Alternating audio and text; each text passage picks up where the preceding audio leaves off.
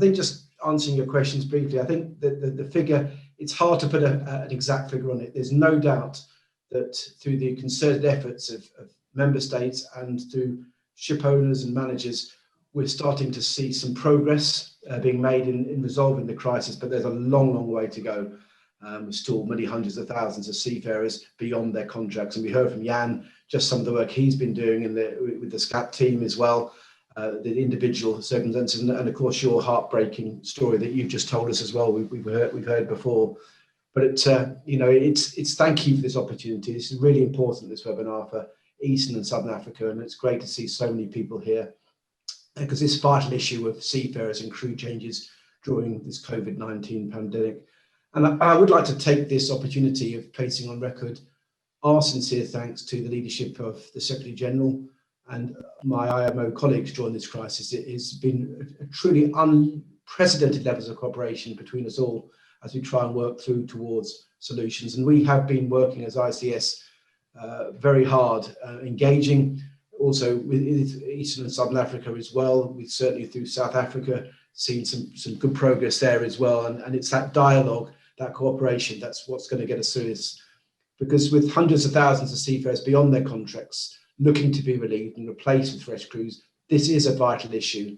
And it's an issue that if it's not resolved, has the potential to impact on the delivery of sustainable development goals, disrupt supply chains, and increase costs for all countries at a time when they can least afford it.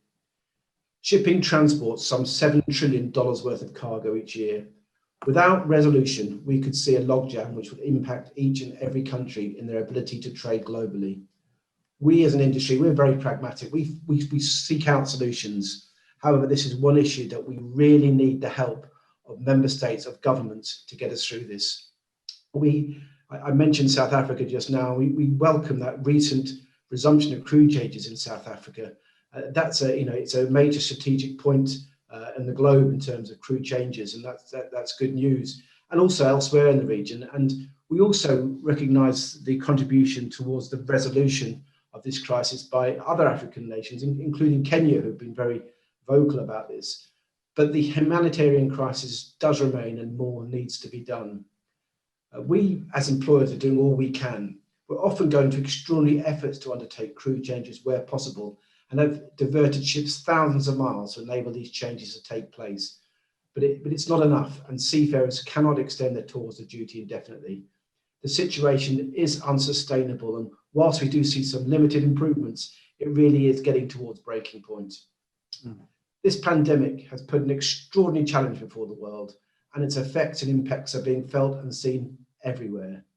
Quite evidently, the pandemic is already having significant impacts on our industry, but it has shown the vital importance of maritime transport as it supports the maintenance of global supply chains and carries the essential commodities, energy and supplies, including medicines.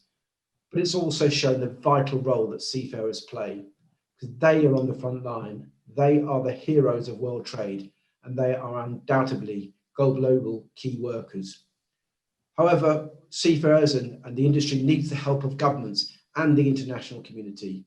We remain in a situation where seafarers are still on board many months over the end of their original service period, with in some cases no real end to their plight or the resolution of the crew change crisis in sight, due to perpetuating travel and other restrictions imposed by some governments. We know there's hundreds of thousands of seafarers. It's difficult to put an exact figure now, but it's certainly hundreds of thousands are still well beyond their original contracts.